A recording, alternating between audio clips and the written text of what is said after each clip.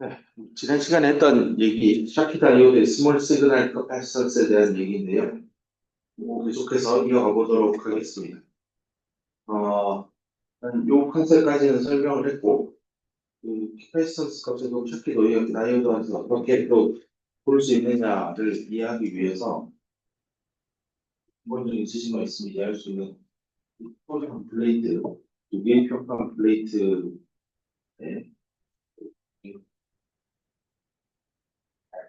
여기 색칠한 이 부분이 디플리션 영역이에요. 이럴 때 디플리션 영역의 여기 단면적을 A라고 하고 혹은 우리 W라고 했죠. 그거는 실리콘 소재의 유전상수값 실론 실리콘을 쓰면 이 플러스와 마이너스 양단에서 바라보는 캐패시턴스의 값은 유전상수하고 단면적 그다음에 폭 예? 쓰는 지금 고등학교 시절에 다 공부했을 것 같아요. 그거 그대로 들고 와서 활용을 할 겁니다. 캐패시턴스의 값, 전에 배웠던 요 C의 값을 이렇게 해서 우리가 배웠던 공급층의 두께하고 연관시킬 겁니다. 이렇게 한 다음에 이런 캐파시턴스 값은 결국은 이 공급층의 두께하고 연관돼 있고 그 식을 앞에서 공부한 식을 그대로 그냥 대입한 겁니다. 대입한 식을 보면 내가 인간 DC 전압하고 캐파시턴스 값의 명확한 상관관계가 보입니다. 식을 좀 정리를 위에 올리고 루트 씌우고 이렇게 해서 예쁘게 정리한 다음에 요 첫 번째 줄에서 두 번째 줄로 올 때 하는 일은요, 양변을 제곱을 하고요. 그 다음에 둘 다 역수를 이렇게 취할 겁니다. 이렇게 해서 1 over c 스퀘어의 값이 이렇게 오른쪽 우변에 있는 값으로 나오는 걸 확인할 수 있습니다. 이런 작업을 해서요, 실제 반복적 공정에서 MS 다이오드를 이렇게 생긴 웨이퍼가 있으면 요즘 플랫은 안 쓰죠. 동그란 거에 좀 살짝 들어가 있는 나치가 있는 거 쓰는데 이렇게 칩들을 바이수를 한 장의 웨이퍼에 많이 취급할수록 다이당 코스트를 줄일 수 있어서 좋죠. 뭐 요렇게 칩들이 나오는데 요런 건 이제 스크라이브 라인들이에요. 여기 다이아몬드 컬러가 썰어서 그 자르는 영역인데 사실은 여기를 좀 더 확대해서 그려보면 칩이 있고 칩이 있으면 이 사이 공간은 죽는 공간이에요. 대대 영역이야. 여기를 어차피 죽일 공간인데 웨이퍼 자르기 전까지 여기 전공정 스텝을 쭉 밟아가는 과정 동안 여기 사이를 좀 활용을 해보자라고 해서 여기에 뭘 잡아놨냐면 테스트 엘리먼트 그룹을 넣습니다. 이게 뭐하는 게 앞글 잘못하면 태그입니다. 태그. 이 태그 안에서 도대체 뭘 넣을까? 뭐 이것저것 많이 넣을 수 있는데 그 중에 하나가 MS 다이오드입니다. 그래서 MS 다이오드를 넣고 인라인 메저먼트라고 하는데 라인 상에서 공정 흘리는 과정상에서 즉시 측정을 하는데 도대체 공정이 뭐 디램만 해도 뭐 500에서 700 스텝을 밟아가는 과정에서 중간중간 이게 제대로 공정을 된 게 맞아 확인을 해야 할 때 특히 뭐 불순물이 잘 들어가는 거 맞아 도핑을 하고 나서 도핑이 잘 됐는지 확인을 해야 되기 때문에 확인을 하는 목적으로 요 사이에 다이와 다이 사이에 있는 대대열의 태그에 MS 다이오드의 캐패시턴스와 전압 사이의 관계를 찍어냅니다. 측정을 할 겁니다. 실제로 웨이퍼 위에다 이렇게 프로브 갖다 대고요. 뾰족한 바늘 같은 거 있습니다. 나중에 실습할 때 보여줄게요. 그래서 직접 측정을 하는 겁니다. 그래서 양단에 전압 주고 캐패시턴스 값을 읽어냅니다. 그렇게 해서 읽어낸 값을 제곱을 하고 역수를 취하고 여기는 내가 인가하는 DC 전압인데 주로 공기층이 잘 형성되는 게 리버스 바이어스 때 잘 형성이 되니 이 0보다 작은 이쪽 구간의 전압을 주로 인가할 겁니다. 그렇게 해서 캐패시턴스 값을 찍으면 이거 식에서 이미 알 수 있듯이 이게 y고 이게 x면 직선의 함수죠. 이렇게 추세선이 나옵니다. 근데 실제 데이터는 이 정도에서만 찍을 겁니다. 그렇게 한 다음에 이 슬로프 기울기와 여기 있는 x 인터셉 절편 얘를 데이터를 읽어내면 기울기로부터 얘를 얻죠. 높인 거 보이죠? 여기 빼기 2 나누기 QND 입실론 A 제곱입니다. 단면적은 내가 설계하는 소자니까 알 거고 이건 물질 상수고 전압을 내가 인가했으니 아니고 기울기니까 이게 필요 없고 그래서 빼기 있는 상수고 그래서 결국 ND 값을 이 기울기로부터 MSN 접합의 이 N타입의 도펀트의 양이 얼마인지 알아낼 수 있습니다. 원미리는 ND-NA겠죠. 근데 NA 워낙 작게 나오니까 ND라고 보면 됩니다. 그 다음에 요 X 절편이 의미하는 바는 요 전체 값이 0이 되는 거니까 VA가 VBI죠. 그래서 여기가 뷰팅 포텐셜이에요. 추세선을 그려서 실시간으로 뷰팅 포텐셜이 잘 제어되고 있는지도 확인할 수 있습니다. 그래서 VBI와 ND를 위의 데이터로부터 일단 once 이 두 개를 알고 나면 IBM, MSN 접합에서 샤키베리 하이트 역시 추정할 수 있습니다. 왜냐하면 이런 관계식을 가지고 있다고 앞에서 공부했었죠. 이거는 어려운 게 아니라 MSN 밴드 다이어그램만 다시 떠올려 보면 이렇게 생겼잖아요. 이만큼이 파이 N이죠. 파이 BN이고 이만큼이 요 VBI죠. 요거를 이렇게 연장하면 EC하고 EF죠. 여기 FB가 플랫 밴드입니다. 그래서 이 밴드가 평평한데 다시 들어왔을 때 요 사이에 이렇게 그래서 샤키베리 하이트에서 EC 빼기 EF의 플랫한 영역을 빼면 남는 게 요만큼이죠. QVBI 이 식입니다. 그래서 네이버 해서 식을 이용하면 KBN도 추정할 수 있습니다. 그래서 실제 실측한 데이터를 가지고 샤키베리 하이트가 얼마인지 알아냅니다. 제목 보세요. CV 데이터를 이용해서 파이비를 determine 결정. determine 아닙니다. determine. 그래서 서머리 한번 읽어보면 될 거고 여기까지가 MS 다이오드에 대한 나머지 얘기였습니다. 다음 얘기는 이 PN 접합에 대한 얘기로 넘어갑시다. PN 접합은 여기 그림에 보듯이 P타입 B판에 도너를 주입을 해서 N형을 위에다가 반대로 뒤집는 거죠. 이게 원래 P였는데 N으로 바뀌니까 이게 compensated 된 세미컨덕터를 쓰고 있습니다.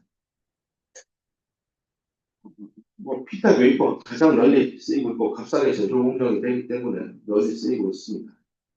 이런 상황에서 PM 접합을 하는 건 이제 앞으로는 반도체 접합입니다. 조금 전까지 봤던 거는 MS 접합. 하지만 MS 접합이 중요한 게 이 PM 다이오드에서 위에다가 전기 신호를 주고 싶으면 결국 얘는 메탈입니다. 여기도 전기 신호를 주면 메탈입니다. 결국은 P형, N형을 이렇게 갖다 붙였다고 하지만 이 옆에 M, N 이렇게 붙는 구조입니다. 결국은 MSSN 구조에 대해서 지금부터 공부한다라고 봐도 될 겁니다. 근데 대부분의 교과서들은 MS 접합을 다루었으니 요 양쪽에 있는 요거는 그냥 떼내자. 필요 없다. 우리의 관심사는 가운데 있는 PN이다 라고 해서 PN만 두고 다 풀 겁니다.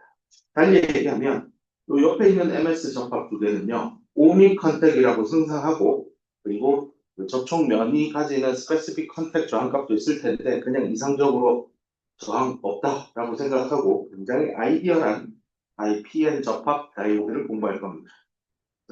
방금 내가 한 20초 동안 얻은 이 얘기를 잘 이해하지 못하면 일단 이거 공부하는데 왜 이거는 고려 안 해요? 왜 저건 고려 안 해요? 라는 이상한 질문들을 던질 겁니다.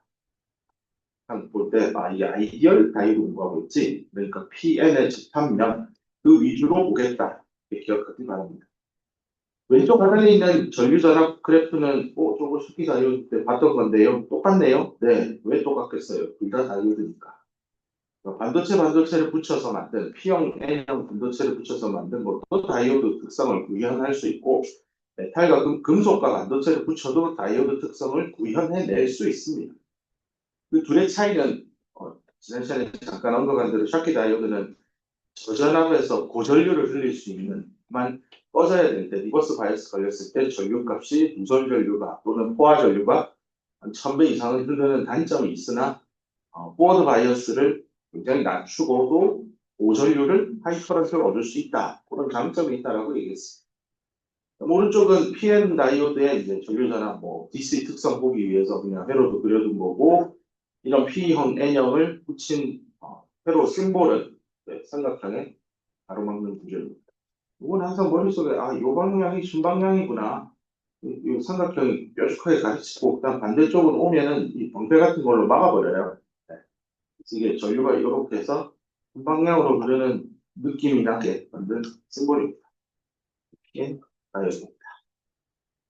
MS 다이오드도 똑같은 심볼 씁니다. 다이오드는 그냥 다 이렇게 생겼습니다.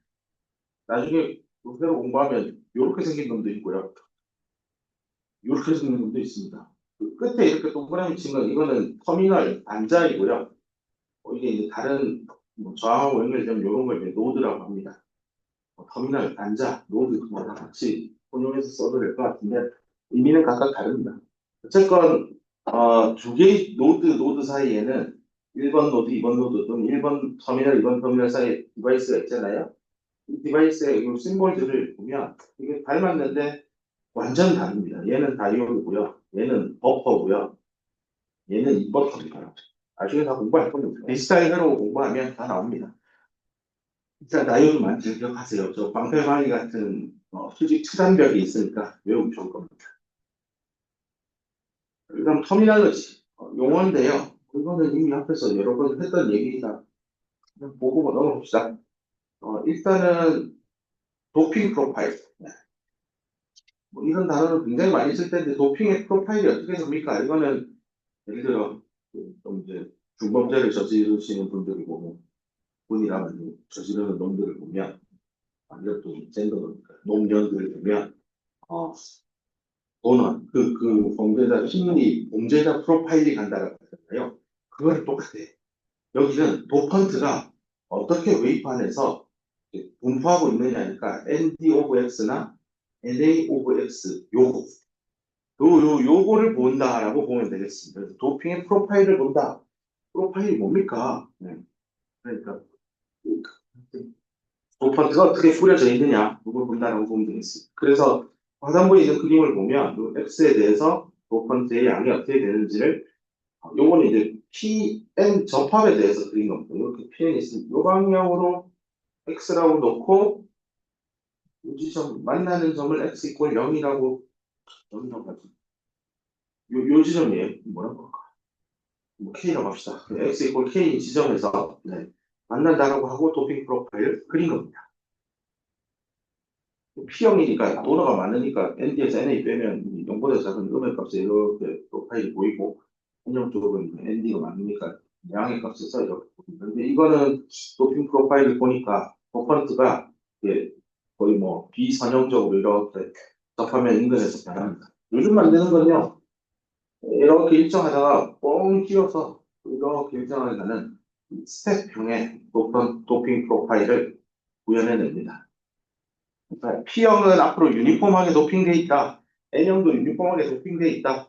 그 정도 공정은 만들어내는 대략 기술은 가능합니다. 옛날에 이런 걸 잘 못해서요. P형과 N형 도파트가 믹싱이 접하면 인근에 되기 때문에 약간 이렇게 비선형적인 이런 도핑 프로파일을 만들고 이 프로파일을 누가 더 스텝 프로파일에 맞추느냐 그게 더 기술 경쟁의 척도, 공정 기술의 척도이긴 한데 요즘 이런 거 다 가능했어요. 왼쪽을 보면 좀 접합면 요 자체를 약간 어려운 말인데 메탈러지컬 정션이라고 합니다. 물리적으로 P형과 N형이 구분이 되는 그 영역인데 그 영역을 NA와 ND의 도펀트의 양이 동일한 지점, 여기 X 이퀄 K라고 지정한 그 지점을 메탈러지컬 정션이다 이렇게 표현할 겁니다. 그다음에 여기서는 N타입, 뭐 N형이 유니폼하게 있는 오리지널한 어떤 N형 영역이 존재한다라고 할 때 P타입 불순물을 확산을 시켜서요 표면 안으로 쭉 주입하는 공정입니다. 이게 책이 나온 지 오래되다 보니까 이 설명이 옛날에도 썼던 기술들이 일부 녹여져 있는데 이제 그 불순물을 위에다 깔고요 열을 가해서 도펀트들을 농도차를 이용해서 이 확산의 힘을 이용해서 N형 쪽으로 밀어넣는 기술입니다. 이렇게 P형 쪽으로 도펀트가 들어가서 이쪽이 원래는 N이었는데 P로 바뀐 모습입니다. 그러다 보니까 NA가 ND보다 이렇게 높은 영역이 나오고 도핑의 프로파일은 비선형적인 그런 모습들이 나옵니다. 유니폼하지 않죠. 그런 모습들이 하여튼 여기 용어만 해줍시다. 도핑 프로파일이 뭐구나. PM 다이오드 만들 때 P형, N형 넷 도핑 컨센트레이션이 누가 크냐에 따라 P형, N형 나누고 접하면 되죠. 폴라리티컬 정션 정도. 그 다음 뒤이어서 여기 아이디얼라이즈드 정션이라고 되어 있는데 아까 여기 앞에서 말한 스텝 정션 아이디어라이제이션. 이게 사실은 이상적인 도달해야 될 골인데, 이게 다 되기 때문에, 네, 그냥 요렇다라고 이해하면 되겠습니다. 과거에는 여기 보이는 대로 이렇게, 네, 휘어져 있는 모습들을 많이 보였었다. 그 정도고요. 이제 본격적으로 PN 접합 다이오드의 또 특징들에 대해서 순서대로 공부할 건데, 앞에서 MS 다이오드 공부했듯이 DC 특성, AC 특성 공부하고, 그다음에 온오프 특성도 볼 겁니다. 다이오드에서. 이 껐다 켰다를 연속적으로 동작할 때 내가 끈다고 해서 진짜 다이오드가 바로 꺼질까라는 그런 질문입니다. 동작을 하고 있다라는 건 제일 쉬운 예가 그겁니다. 밤에 집에서 잠들기 전에 한번 불을 형광등을 한참 쳐다보다가 딱 스위치를 꺼보세요. 좀 잔상이 남아 있는 거 맞죠? 그러니까 완전히 퍼펙트하게 꺼질 때까지 시간이 좀 걸립니다. 다이오드도 마찬가지. 이게 전류가 막 흐르고 있다가 내가 전원을 딱 끊는다고 하면 전자가 흐르다가 갑자기 딱 멈추느냐? 아니에요. 흘러가던 건 끝까지 다 흘러가요. 그래서 일부 전류가 계속 빠져나갈 때까지 기다려줘야 돼요. 그래서 디지털은 이렇게 스위치를 껐다 켰다. 뭐 아니면 또 0, 1인데 사실은 1에서 0으로 내려갈 때, 신호가 내려갈 때 다이오드는 빨리 못 내려가요. 흘리던 거 좀 다 흐르고 기다려봐. 내가 오프될 테니까 좀 기다려줘. 하는 딜레이 타임 존재합니다. 그런 현상을 트랜지언트 리스판스라고 합니다. 과도 응답 특성이라고 하는데 이게 이제 대표적인 게 왜 D램이나 랜드가 이렇게 쓰기 동작을 시키면 전압을 줬는데 왜 아직 이 데이터가 안 옵니까? 다 메모리 반도체 안을 까보면 실리콘 물질 덩어리인데 저항과 캐파시턴스의 결합이거든요. 그러면 이제 저항과 캐파시턴스의 곱으로 설명되는 타임, 컨스턴트, 시상수 값에 의해서 딜레이 타임들이 생깁니다. 그래서 뭐 계산을 내가 아무리 빨리 해도 빛의 속도를 하지 않는 한은 항상 딜레이 타임이 존재하고 기다려야 됩니다. 그런 게 이제 물질이 가지는 고유한 저항과 캡에서부터 유래되는데 그런 얘기들도 뒤에 나옵니다. 일단 DC부터 PM 다이오드의 밴드 다이어그램부터 먼저 한번 상상을 해볼 건데 그냥 뜬금없이 상상하려면 어려울 수 있으니 하단부에서부터 차근차근 하나씩 진행해 봅시다. 여기를 P형, 여기를 N형이라고 하고 접합면을 X 이꼴 0이라고 합시다. P에서 N 방향을 플러스 X라고 정의하겠습니다.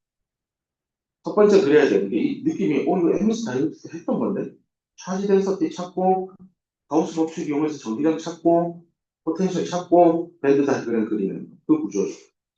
로에서 일렉트릭 필드 찾고 포텐셜 찾고 에너지 밴드 다이그램 그리는 그 패턴을 그대로 따를 겁니다. MS 다이오드일 때는 메탈이 워낙 전자가 많으니까요. 반도체 쪽에서 컴퓨팅이 다 형성이 되고 메탈 쪽은 전자가 막 모이거나 뭐 일부 빠지더라도 원래 전자가 많은 놈이 많은 물질이다 보니 그 델타 펑션을 이용해서 MS 표면에 그냥 전자가 붙었다, 그냥 좀 덜 붙었다, 많이 붙었다 이 차이밖에 없었는데 지금은 P형, N형 둘 다 반도체이기 때문에 이게 이제 좀 생각해야 할 것들이 많습니다. 먼저 P형 물컵하고 N형 물컵이 따로따로 있다라고 생각을 해보면 따로 있어요. P형을 이렇게 보통 저 밑에 설명하기 이게 물을 전자라고 하면 비어 있는 게 홀이겠죠. 아니, P형 물컵은 물이 덜 담긴 거죠. 홀이 훨씬 많이 담겨 있는 거고 N형 물컵은 물이 많이 담겨 있어요. 전자가 그득하고 요 위에 있는 나머지 홀은 별로 없어요. 뭐 이쯤 되면 앞으로 물 한 잔 마실 때마다 여기 수면의 높이가 페르미 에너지 레벨 좀 되겠구나. 그리고 이 물컵은 밴드갭이 없는 반도체구나. 이렇게 이해가 되긴 할 겁니다. 그죠? 근데 이런 두 개의 서로 다른 시스템이잖아요. 서로 다른 시스템을 붙이는 겁니다. 그렇게 해서 이렇게 갖다 붙이면 물이 요만큼씩 있다가 가운데 있는 얘를 쫙 날리는 거죠. 그러면 이쪽은 물이 올라가고 이쪽은 물이 내려가겠죠. 마치 페르미 레벨 EF-P 사이드하고 EF-N 사이드가 있으면 P형은 올라가고 N형은 내려오면서 뭔가 벤 다이그램에 밴딩도 생기고 전자나 홀도 서로 주거니 받거니 하고 딱 봐도 여기는 전자가 많으니 농도차에 의해서 확산될 거고 여기는 홀이 많으니 이쪽으로 또 확산되어 갈 겁니다. 일어날 것 같고 뭐 복잡한 뭐 일들이 일어날 것 같습니다. 그래서 하나하나 살펴봅시다. 먼저 p 다이오드에 전자가 있고 여기 홀이 있으면요 분명히 농도차가 있기 때문에 붙이는 그 즉시 붙이는 그 즉시 그 타이밍의 찰나의 중간에 전자는 분명히 왼쪽 N에서 P로 가고 홀은 P에서 N으로 가고. 그럼 무엇이 남느냐를 고민하면 이렇게 그림을 그리면 되겠죠. 아, 전자가 넘어가지 못하면 전자를 만들어준 도너는 이온화되겠죠. 그러니까 플러스 전하게 될 겁니다. 근데 얘는 못 넘어갑니다. 왜냐하면 주변 실리콘에 꽁꽁 붙들려 있습니다.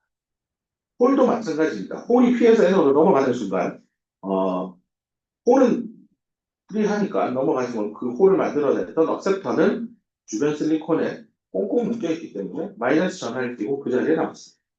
그래서 이렇게 이 접합면 x 이퀄 0을 기준으로 접합면에 가장 인접해 있는 자유전자나 자유홀들이 P하고 N을 붙이는 순간 농도차에 의해서 반대편으로 넘어가는 확산의 이벤트가 생기면 그 뒤에 일어나는 일은 플러스 마이너스를 띈 전하들이 여기저기 등장합니다. 이게 등장이 시사하는 바가 뭐냐면 바로 내부적으로 만들어지는 빌트인 일렉트릭 필드의 생성입니다. 빌트인 일렉트릭 필드가 생기는 순간 이게 마치 그런 거예요. 학과에 입학을 했는데 선배가 아무도 없을 때랑 선배가 있을 때랑 장점도 있고 단점도 있을 겁니다. 보세요. 여기 이제 이 앞에 선배가 있어요. 얘들은 처음에 딱 입학하니까 선배가 없어서 그냥 저렇게 가면 돼. 두 번째 2기로 입학한 애들은 그 뒷선에 있는 전자는 내가 이렇게 가고 싶은데 이게 있어. 저기서. 그래서 분명히 농도차에 의해서 N에서 P로 2기에 있던 제2선에 줄 서 있던 전자도 당연히 N에서 P로 가겠지만 가는데 약간의 애로사항은 생깁니다. 왜냐하면 전자의 방향을 잘 보세요. 여기가 플러스 여기가 마이너스인데 전자는 N형에서 P형 방향이면 보자. 이게 확산 농도차를 다 까먹고 그냥 전기장만 보세요. 그냥 플러스 전하고 나는 마이너스는 뒤로 힘을 받잖아요. 저 이렇게 드리프트 되는 힘을 뒤로 받아요. 근데 확산에 의해서는 마이너스 방향이에요. 하지만 여전히 두 번째로 입학했기 때문에 또는 PN 접합의 두 번째 라인에 줄 서 있었기 때문에 여전히 농도차가 극심해서 확산의 힘이 더 크기 때문에 전자는 N에서 P로 갈 수 있습니다. 만약에 두 번째 2기 학생들까지 다 가고 나면 무엇이 남습니까 하면 여기는 1기의 흔적, 그다음 2기의 흔적이 또 이렇게 남겠죠. 반대편도 마찬가지겠죠. 마이너스 마이너스 한 번 남고 또 마이너스 마이너스 생겨요. 이러고 나면 세 번째에 있던 이 전자는 되려고 하면 앞에 선배 때는 하나도 전기장 없다. 내 앞에 선배는 전기장 요만큼만 있었는데 나는 이렇게나 많이 한다고? 이렇게 더블로 늘어난 전기장을 느끼게 됩니다. 그 말은 확산의 힘, 농도차는 이제 좀 줄었죠. 왜냐하면 1기, 2기 전자가 앞으로 갔기 때문에 농도차는 좀 줄었어. 근데 3기의 입장에서는 농도차는 줄고 전기장은 더 세지면 다시 얘기하면 확산의 힘은 낮아지고 드리프트 힘은 높아지는 꼴이에요. 그래도 아직까지는 확산이 높으면 넘어갈 겁니다. 그렇게 해서 그 일이 또 일어났다고 하면 플러스 플러스 플러스 플러스 플러스 플러스까지는 만들어지겠지. 그리고 이 일이 계속 반복될 거예요. 이 일이 마치 뭐하고 똑같냐면 오른쪽 그림으로 가면 서로 다른 두 개의 물컵에 P형 물컵과 N형 물컵이 있을 때 이 P형 물컵하고 N형 물컵을 합친다라는 거는 이 가운데 있는 이 차단벽을 없애는 거죠. 없애게 되면 머릿속으로 상상해 보면 이런 게 떠오를 겁니다. 물높이가. 물 차단벽을 빼는 그 순간이겠죠. 가만히 놔두면 평형을 향해 움직일 테니 물이 이렇게 쏟아집니다. 즉 전자가 N형에서 P형으로 확산됩니다. 물높이 차죠. 페르미 레벨이 이쪽이 높고 이쪽이 낮기 때문입니다. 다른 얘기로 하면 홀이 여기 비어있는 텅텅 빈 이 공간이 N형 쪽으로 가서 여기를 공간을 만들어주는 거죠. 즉 홀로 채우는 거예요. 그래서 전자와 홀이 서로 주거니 받거니 하는 상황이 연출됩니다. 그 과정에서 물높이는 서서히 P형과 N형이 똑같아지도록 결국은 이렇게 똑같아질 때까지 전자와 홀이 양쪽으로 이동하는 현상이 일어날 겁니다. 근데 이 일이 만약에 계속된다면 이런 말도 안 되는 상상을 해볼 수도 있을 겁니다. 그럼 물이 이렇게 P형 쪽 더 쳐서 N형 쪽 이렇게 더 낮아지는 초록색 색깔과 같은 물높이가 만들어질 수도 있다라고 상상하겠지만 그걸 만들어내는 근원적인 힘은 없습니다. 왜냐하면 처음에는 확산의 힘이 크고 드리프트의 힘이 매우 작았으나 점점 확산의 힘은 작아지고 작아지고 작아지고 드리프트는 처음에는 매우 작았지만 점점 커지기 시작해서 나중에는 일정 수준까지 올라옵니다. 그렇게 해서 이 일정 수준 올라간 거랑 확산의 힘이 약해진 거랑 해서 서로 그 크기가 같아지는 순간 전자나 홀의 이동은 더 이상 일어나지 않습니다. 물론 엄밀히는 다이나믹하게 일어날 겁니다. 하나 가면 하나 들어오고 하는 식으로 주거니 받거니 하면서 다이나믹하게 전자와 홀을 이동할 수 있을지언정 실제 네트 개수로 순수한 카운트한 개수로 따져보면 전자나 홀의 이동은 없는 것처럼 보일 겁니다. 물컵으로 돌아가면 이렇게 파란 색깔로 그린 평형 상태에 도달한 물컵을 생각해 보면 여기 있던 물입자가 이쪽으로도 가고 여기 있던 물입자가 이쪽으로도 가겠지만 물높이의 변화가 없는 그 상황이죠. 정적인 평형 상태에 도달할 수 있어요. 이렇게 하고 나서 차지 덴시티를 그려봅시다. 똑같이 그 밑에다가 피엔 다이어트 해두고 여기가 접합면이에요. 여기 플러스, 여기 마이너스. 이렇게 나누어 있습니다. 여기서 그거 쓸 겁니다. 디플리션 어프락시메이션. 우리 MS 다이오드 때 배웠던 거죠. 딱 잘라서 그 지점까지는 전자 하나도 없어요. 노 일렉트론. 근데 그 넘어가는 순간은 예스 일렉트론. 이게 실제로는 그렇지 않지만 그렇게 근사를 해도 우리 접합면 관련해서 피직스를 이해하는데 큰 이슈가 없다라고 했었어요. 그래서 여기 책에서도 보면 이쪽인 것 같아요. 이렇게 해서 쭉 내려와서 이렇게 하시죠.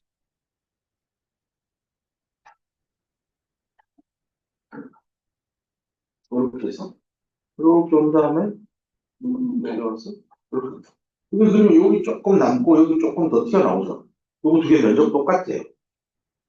그래서 그 위에 있는 거 빼서 밑에다 박아놓으면 그냥 우리는 이렇게 정상 직사각형 모양으로 이렇게 그려도 됩니다.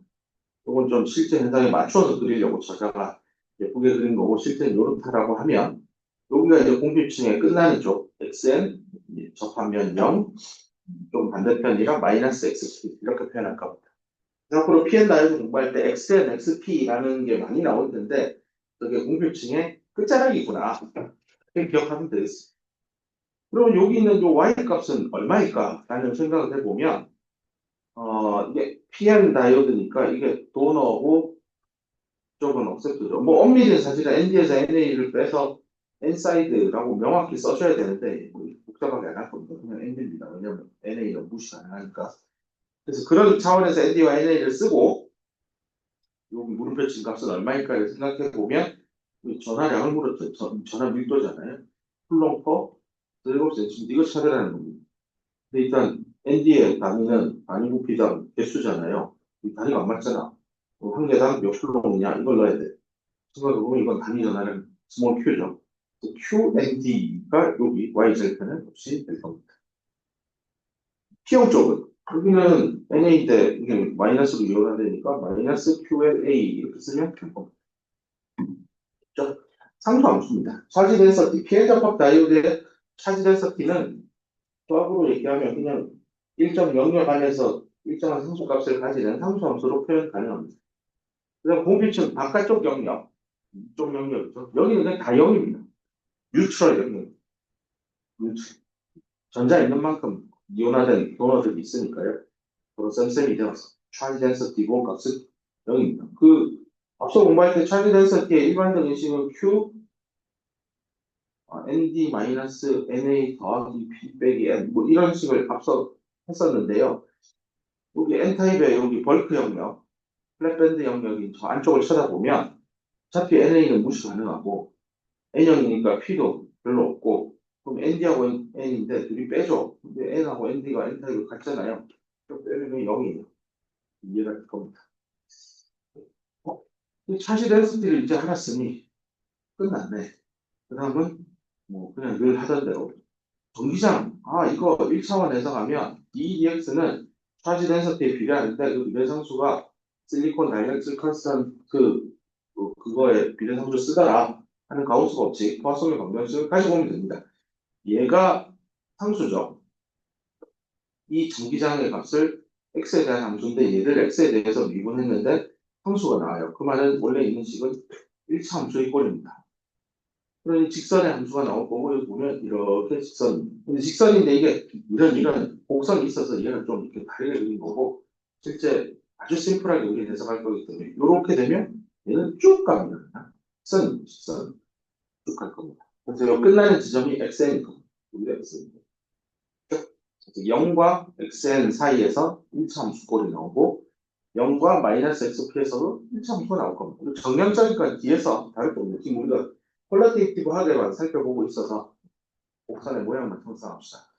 이쯤 되면 전기장의 가장 강력한 값은 메터라지컬 정션 쪽에 형성되는구나 라는 것도 알 수 있을 거고 또 좀 눈치가 있는 학생이면 이게 ND, QND고 여기가 마이너스 QNA니 PM 접합에서 누구를 더 진하게 도핑하느냐 연하게 도핑하느냐에 따라서 여기 있는 이 모양이 꽤 다르겠구나. 예컨대 P를 진하게 도핑하고 N형을 연하게 상대적으로 도핑하는 경우라면 아마 여기 있는 차지 덴서티 플랫이 그림이 생긴 게 이렇게 생길 거예요.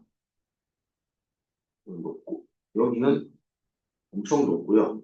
얘는 좀 낮으면서 멀리 쪽 이건 Q 이렇게 되면 전기장 역시 그 분포가 한쪽은 굉장히 기울기가 가파르고요. 반대쪽은 좀 넓은 영역에 천천히 기울기가 낮은 없이 나옵니다.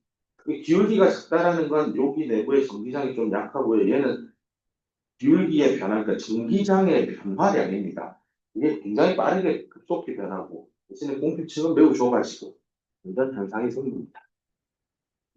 나중에 다 이해하겠지만 이거 다 공부 끝나고 나면 연하게 도핑된 쪽에 이렇게 이쪽이면 여기에 공필층이 거의 다 생깁니다. 그걸 기억을 잘 해두는 게 좋습니다.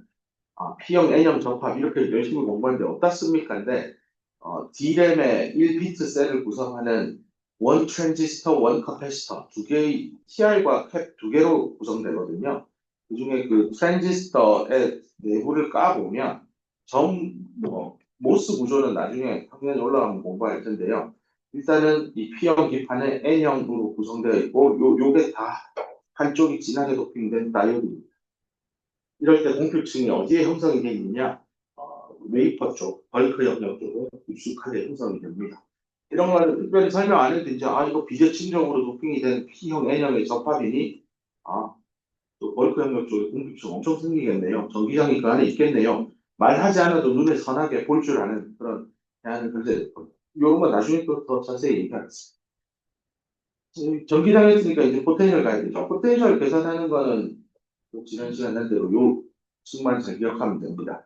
전압의 변화에 의해서 결국은 전기장이 생긴다라고 했습니다. 그리고 이거 1차 함수니까 얘는 V는 2차 함수겠죠. 그러니까 직선이면 얘는 위로 볼로 얘도 이렇게 직선인데 마이너스라서 아래로 볼로 이렇게 나옵니다. 나머지는 0이니까 여기도 0인데 얘는 일정한 값을 가집니다.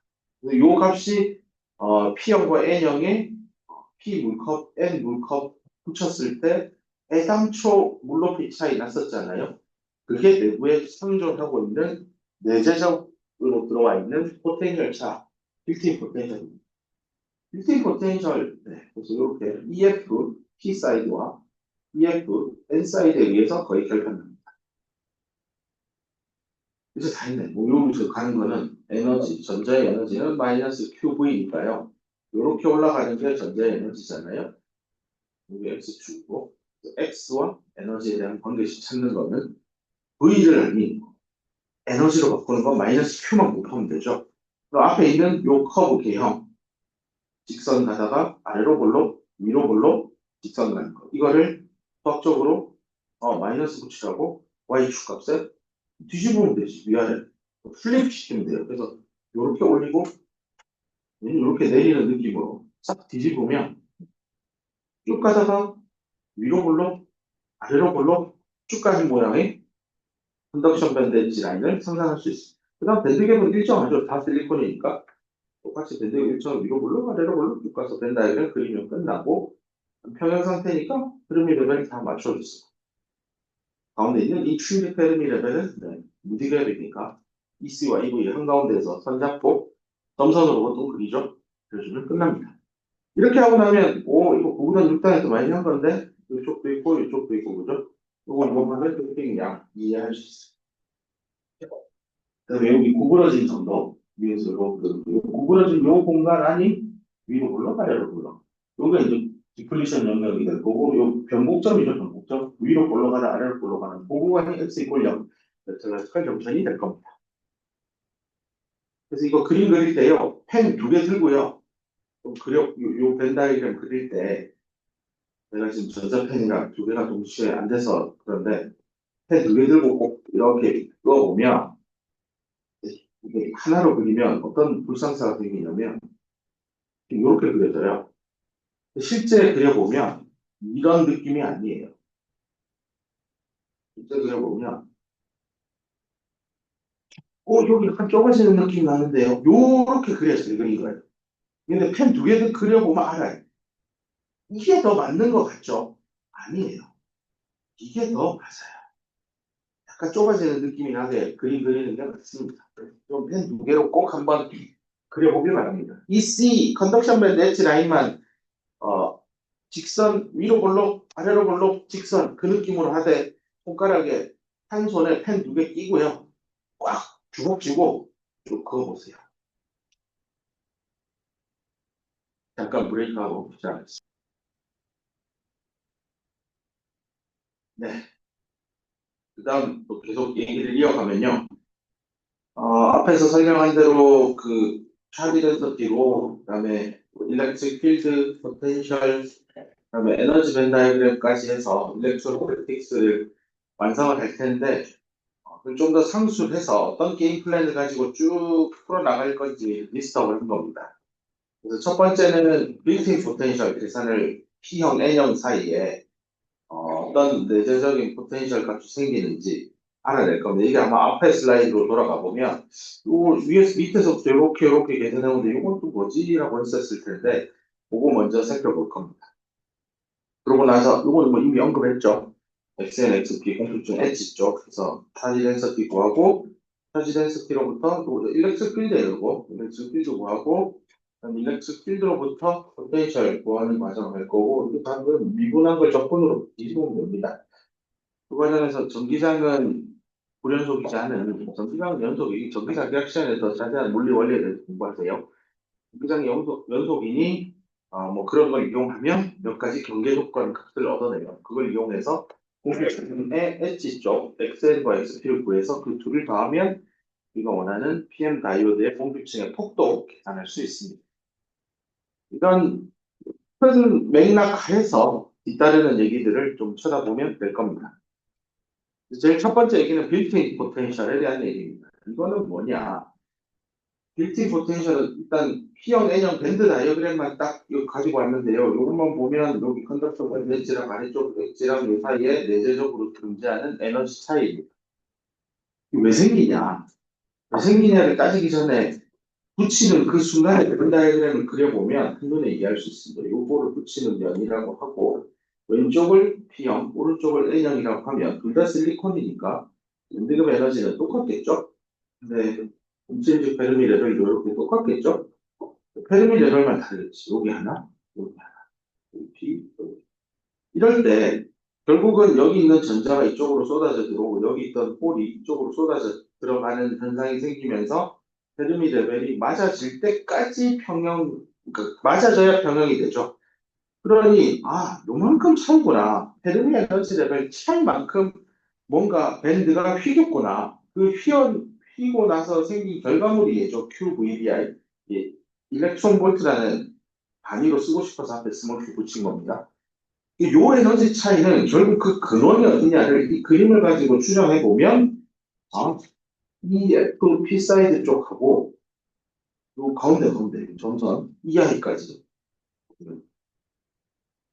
N 사이드 요거죠. EF N 사이드인데 EFN하고 EI하고 그 차이 있죠. N 사이드 쪽 요거 하고요. 그게 그만큼이죠. 만큼. 그 다음에 EF P 사이드하고 그 위에 있는 인층직 요 사이드 그 값이 요만큼이죠. 그 두 개 더하면은 물높이 차이죠. 요거랑 해서 물높이 차이를 더하면 걔 때문에 POC 정도가 나오죠. 그래서 이거는 자기 이제 다 계산할 수 있을 겁니다. N형 반도체에서 EF가 미드갭 기준으로 얼마나 올라갔느냐 도핑 농도 알면 구구단 써서 금방 계산할 수 있죠. 그렇게 하면 되고 여기는 이 표기는 그냥 요거는 내고 하나씩 이렇게 텀에 매칭하면 됩니다. 별건 아니니까요. 나중에 다음에 설명 파일에 넘어갑시다. 자, 그래서 빌트인 포텐셜을 구하고 있는데요. QVBR 얘를 잘 구하면 돼요. 그래서 왼쪽 한번 구하고 오른쪽 한번 구할게요. 왼쪽에 있는 P 사이드 이거 식이 굉장히 멋져 보이지만 결국은 이 첫 번째 줄에 지금 P는 NI exponential TI-EF 나누기 KT 그 식이에요. 모델입니다.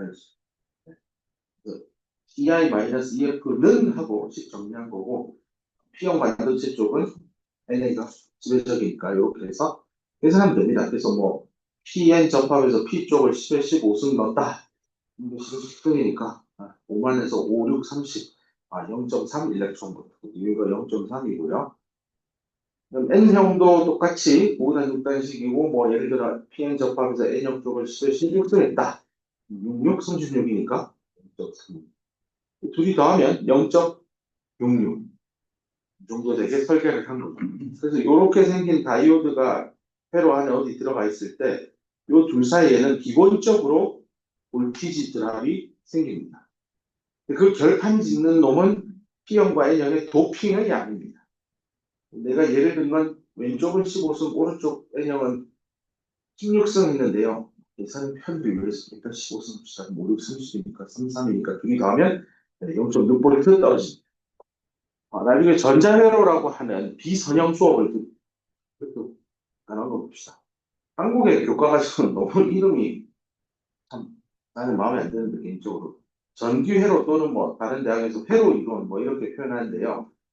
그 다음 요거 보통 2학년 때 배우고 3학년 때 전자회로를 배운다고 하는데 이렇게 하면 되게 뭔가 전기회로는 전자보다 못한 것 같고 뭔가 느낌이 뭐 완전 다른 것 같기도 하고 한데 이게 다 이렇게 한국말로 하면 이해가 안 되고요. 2학년 때 배우는 거는 리니어 서킷입니다. 전자회로는 non 리니어 서킷입니다. 그럼 이게 선형과 비선형의 차이가 뭡니까? 회로를 구성하는 전자 부품이 선형 특징을 가지면 리니어 서킷입니다. 그런 회로가 뭔데요? 저항, 인덕터, 캐파시터로 구성된 회로를 리니어 서킷이라고 합니다. 여러분이 고등학교 때 배웠던 뭐 직렬, 병렬 연결돼가지고 막 이렇게 생겨먹은 뭐 배터리 끼고 뭐 이런 회로가 있어요. 이거 리니어 서킷이. 여기에 캐파시터가 하나 들어있어도 리니어 서킷이고 어디가 인덕터가 있어도 리니어 서킷이. 근데 이런 회로 어딘가에 병렬로 한번 다이오드를 하나 이렇게 봐봤어요. 이러면 이거는 non-linear 서킷입니다. 그래서 학년이 올라가서 전자회로 수업을 들으면 분명히 RLC에다가 이상한 전자 부품이 들어오는데 첫 번째 배우는 그 부품이 다이오드입니다. 이 다이오드가 비선형 소자라는 거죠. 왜 비선형이에요? 하면 이제 MS 다이오드와 MS 다이오드 전류 전압 관계를 배웠기 때문에 이 관계가 비선형이에요. 이게 non-linear한 관계예요. I는 IS exponential VA 나누기 KT 오브 Q 빼기 1이라는 이 이퀘이션으로 설명되기 때문에 비선형 소자예요. 그러면 저항은 왜 선형이 돼요? I는 R분의 1 V니까요. 선형이죠. 그러니까 수학적으로 이게 리니어하다를 증명하시오. 이게 non-linear함을 보이시오. 그런 얘기하고 상통합니다. 그래서 이런 비선형 특징을, 비선형 전기적 특성을 가지는 부품 소자를 non-linear device라고 하고 대표적인 예가 다이오드입니다. 간단히 얘기 돌아봅시다. 그래서 됐고, 네. 이거 다 했습니다. 그래서 빌트인 포텐셜은 앞으로 PN 다이오드에서 도핑 정보만 알면 빼낼 수도 있고, 다르게 얘기하면 빌트인 전압만 알아도 금방 알 수도 있고, 그 다음에 이 얘기하려고 저희 딴 얘기 하는 거는 회로에서 이렇게 다이오드 보이면 요 사이에 컨스턴트한 볼티지 드랍이 있습니다 하고 회로를 해석하라고 할 겁니다. 이 디바이스에 대한 얘기를 전혀 이해하지 않고 전자회로 공부하는 학생들은 왜 다이오드에 이렇게 항상 전압 강화를 일정한 값을 주고 회로를 해석하라고 합니까? 그 서킷 디자인만 공부하면 이게 이해가 안 돼요. 근데 이게 왜 생긴지 알아? 이게 막 피해나고 다이오드의 페르미 레벨 차이 때문에 오는 거고, 그거 우리가 제어할 수 있어. 뭘로? 토핑 농도로. 이 얘기를 할 수 있는 전자회로 설계자하고 그런 거 모르고 그냥 원래 다이어트 그렇게 계속 하던데요? 하는 사람하고 달라요.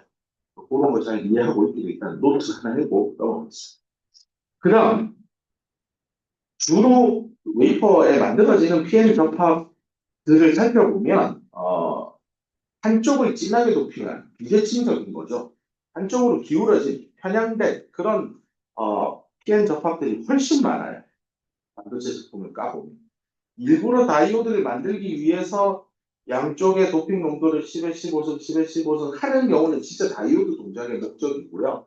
그렇지 않은 경우는 대부분 다 한쪽이 편향되어 있는 것들이 많습니다. 근데 우리 이 수업에서는 다이오드에 초점을 두고 강의를 하게 될 겁니다. 일단 대부분 이 원사이드 PN이 많아서 그 케이스를 잠깐 언급합시다. 한쪽이 진하게 도핑된 경우에 빌트인 포텐을 어떻게 계산하느냐? 아니, 앞에서 다 가르쳐 줬잖아요. 그래서 뭐 너무 끝나는 거 아닙니까? 맞습니다. 아니, 이렇게 진하게 도핑된 P 쪽이 진하다라고 하면, 요거는 P가 진하면은 EF는 EV에 거의 달라붙어 있겠죠? 그럼 EI에서 EV를 뺀다는 건 밴드궤도 절반입니다. 그래서 앞으로 요거 계산할 때는 QVBI인데 이 P 뿌리면 0.56 일렉트론 볼트 더하기 나머지 것만 하면 됩니다.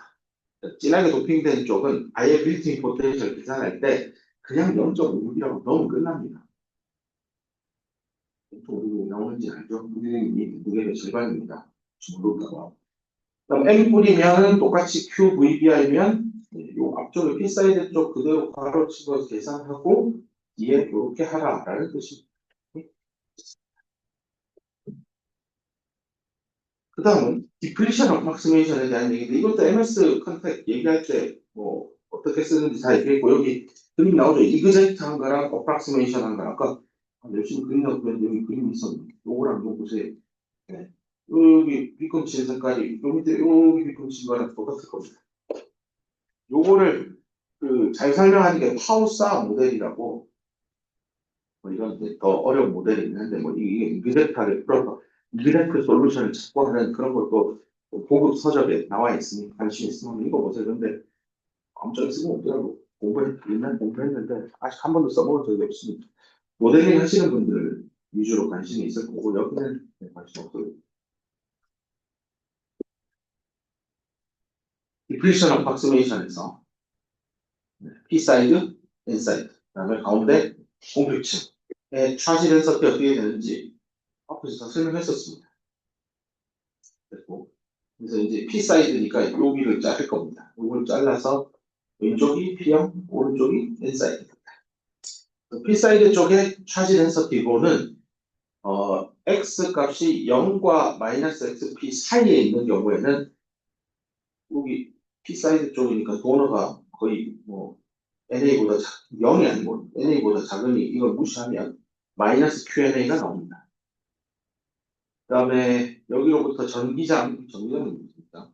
전기장을 계산하기 위해서 퍼성의 방정식에서 차시 덴서티 로우 값 자리에 마이너스 Q&A를 대입하고 한번 양변을 다 적분을 합니다. 적분을 해서 풀면 부정조건 상수가 나오고 얘를 상수를 풀기 위해서 뭘 하냐? 요즘 공필층의 엣지 x가 xn일 때 전기장은 0이니까. 왜냐하면 요 바깥쪽 벌크 영역에 전기장은 없거든요. 뉴트럴한 영역이니까. 여기 엣지도 전기장 연속이어야 되니 0일 겁니다. 그래서 이 자리에 xn 넣고 여기에 xn 넣으면 요 전체는 0이 되는 c1 값을 구하면 오른쪽과 같이 예쁘게 C 나옵니다. n형 쪽도 해봅시다. n형 쪽은 이쪽 편의 공필층이죠. x 값이 0과 xn 사이일 때인데 그때 차지 덴서티 값은 이번에는 주면 n형 쪽이니까 도너가 억셉터보다 월등히 크죠. 그래서 이 뒤에 이거 n이 주면 됩니다. 이거는 QND가 되고 요 DDX는 로 실버 실리콘인데 여기에 QND로 하면 되죠.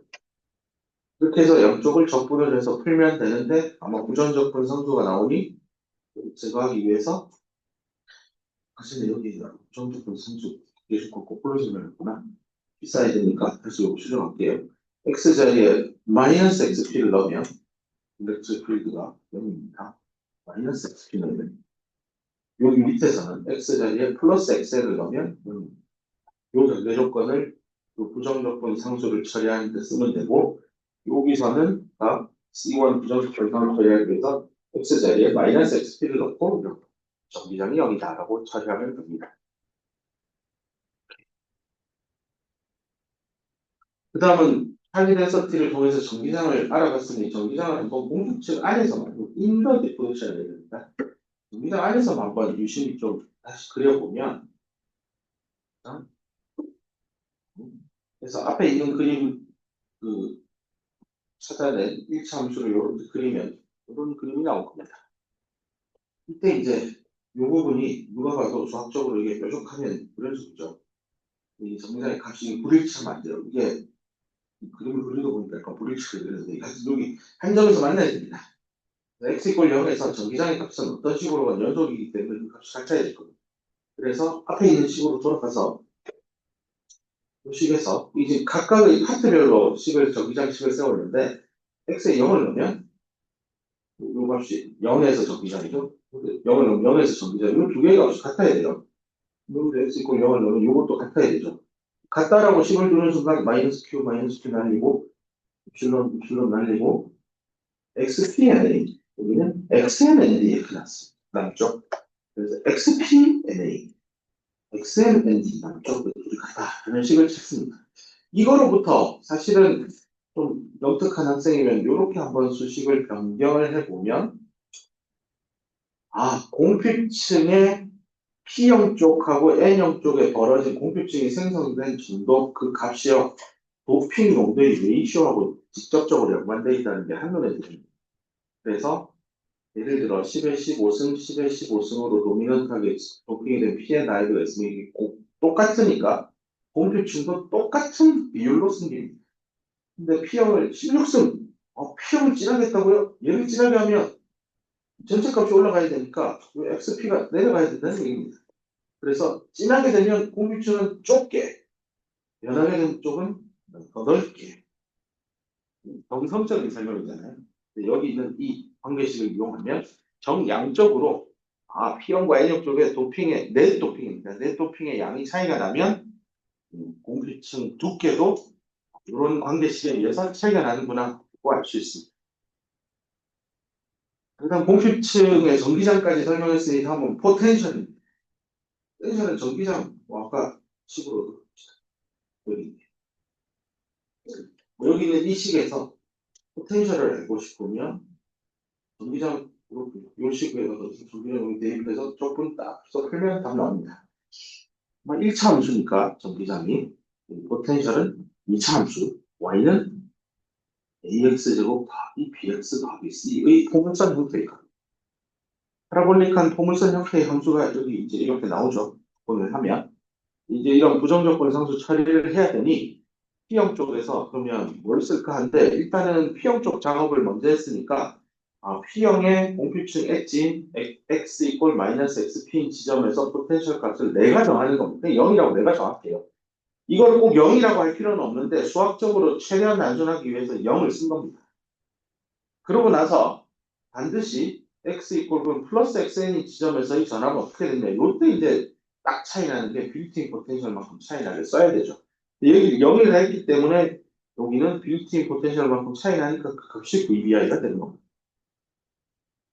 그래서 N형 쪽도 똑같이 앞에 어디로 쓰는 앞에 정비정식 N형 쪽. 요식 가지고 또 접근하면 이렇게 나오는데 이 부정조건성을 처리해야 되잖아요. 이때는 x 자리에 x를 넣고 이 전체 값이 0이 아니라 0은 내가 한번 써먹었잖아요. P형 해석할 때 여기에 VBI를 넣어줘야 됩니다. 그렇게 해서 D2를 이용하면 여기 VBI가 등장합니다. 그렇게 해서 포텐셜식도 완성하고 나면 x 이퀄 0인 지점에서 P형과 N 사이드의 표현, 포텐셜에 대한 표현도 똑같아야 되겠죠. 이걸 앞으로 돌아가서 그림 전체를 보면 이게 얘기하는 겁니다. 요 지점. 요 지점도 포텐셜의 값이 요렇게 위로 볼록 아래로 볼록하는 요 변곡점인 요 지점도 포텐셜 값이 같아야 됩니다. 그렇기 때문에 이거 뭐냐? 여기 x 이퀄 0 넣고 여기 x 이퀄 0 넣은 이 포텐셜 두 개의 값은 또 같아야 됩니다. 그렇게 해서 이 두 식을 같다 하라고 하면 또 뭔가 관계식을 하나 얻을 수 있습니다. 얻을 수 있죠. 그 관계식이 뭘까를 생각해 보면 이건 여러분에게 맡기려고 내가 안 쓰는 겁니다. 요거 이제 다 아는 값이니까 이건 아니고 요거는 여기 있고 요렇게 나올 거예요. 여기다 0 넣고 여기다가 0을 넣으면 우리 같겠죠. 같다라고 하면 무슨 값이 남는가 유심히 보면 단위 전환하면 약분돼서 없어질 것 같고요. 또 날라갈 거고 실론도 날라가면 뭔가 NA하고 XP하고 ND하고 XN하고 뭐 이런 걸로 구성된 식이 나올 겁니다. NA하고 ND하고 도핑이죠. XN과 XP 공통층 엣지에 대한 정보죠. 그거에 대한 식이 여기 하나 나올 겁니다. 그 다음 전기장도 X 이퀄 0에서 연속이니까 얻었던 식 아까 앞에서 얻었던 거죠. 이 두 개의 식을 이용하면 보세요. 분명히 NA, ND, 뭐 XN, XP로 구성된 식입니다. 모르는 게 뭐지를 보면 도핑을 내가 안다라고 칩시다. 도핑을 알아요. 또 모르는 거 변수 두 개죠. 식 두 개죠. 이원 이차일리 방정식 풀면 됩니다. 그렇게 해서 이원 이차일리 방정식 풀면 뒤에 답이 나옵니다. X는 어쩌고 저쩌고, XP는 어쩌고 저쩌고 나옵니다. 그래서 공표층의 각각 PN 접합에서 P 사이드, N 사이드 쪽의 공표층의 두께를 계산할 수 있습니다. 근데 계산한 결과 이 식을 한번 보세요. 이걸 보면 결국은 도퍼런트 양을 어떻게 제어하느냐 이거에 의해 도핑 양에 의해서 뷰티 포텐셜 정해지는 거고 나머지는 다 상수고요. 결국 도핑 제어에 의해서 공표층 폭도 결정되는구나. 이런 복잡한 관계, 비선형 관계를 가지는구나 알 수 있을 거고 드디어 우리가 구하고자 하는 최종적인 공표층의 폭 W는 XN, XP는 나중에 더하면 끝납니다. 여기 있는 기준 더해서 답을 찾는 겁니다. 답을 찾는 걸 보면 아까 전에 말한 원사이디드 PN 접합에서 진하게 도핑된 쪽은 공표층이 거의 없다라고 표현했는데 예컨대 P뿔 N이라고 합시다. P뿔이면 NA가 굉장히 큰 거죠. 이게 엄청 커. 그럼 이거 크니까 0에 수렴하죠. 보세요. 와, 공표층은 뭐에 의해 결핍나요? 연하게 도핑된 놈에 의해서 결핍나요. 물론 진하게 도핑된 게 여기도 영향을 일부 미치겠지만 사실은 여기 분모에 들어가는 바람에 실제로 요 연하게 도핑된 쪽의 도핑 농도가 공표층 전체의 값을 결정하는데 큰 팩터가 됩니다. 그래서 P 플러스 N 접합은 N을 잘 봐야 되고요. PM 플러스 접합은 P 쪽을 잘 봐야 됩니다. 약간 느낌이 MS 다이오드 공부할 때는 모조리티 캐리어 디바이스를 했잖아요. 근데 PN 다이오드는 내가 한번 예고했지만 마이너리티 캐리어 디바이스일 겁니다 라고 했는데 뭔가 도핑이 연하게 된 쪽에서 뭔가 재미난 일들을 주도하고 있는 상황입니다. 원사이디드 정션에 대해서 뭐 이미 이거 내가 설명한 겁니다. 방금 전에 P 플러스 N일 때 연하게 도핑된 N형 쪽 도판트에 의해서 결국 공표층의 폭은 N형 쪽의 공표층의 두께에 의해서 결판이 납니다. 그 얘기고요. 반대도 한번 해봐라 라는 거고 그래서 이렇게 저장하게 됩니다. 앞으로 공표층에 대한 두께를 계산할 때 여기 n분의 1이었잖아요. 그 n분의 1이 요식이었는데 결국은 라이트한 도펀트에 의해서 여기 값이 결정된다. 이 얘기를 한 번 더 하고 있습니다. 예제는 뭐 숫자 때려 넣으면 되는 거니까 그냥 집에 가서 해보면 됩니다. 오늘은 여기까지 해서 일렉트로스태틱스 끝냈고요. 다음 시간에는 DC 특성에 대해서 공부를 해보도록 하겠습니다. 수고했습니다.